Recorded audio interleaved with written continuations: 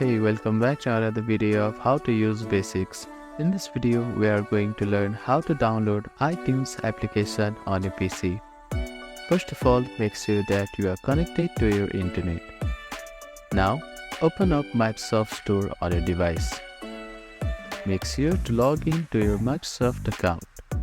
Now, at the address bar, type in iTunes and click on Enter. Now select the application from here and click on Install button. Your download may take some time depending on your internet speed. After your download is completed, click on Open to use iTunes application. Thank you for watching this video. Please do not forget to like, share and subscribe to our channel and comment down if you have any queries.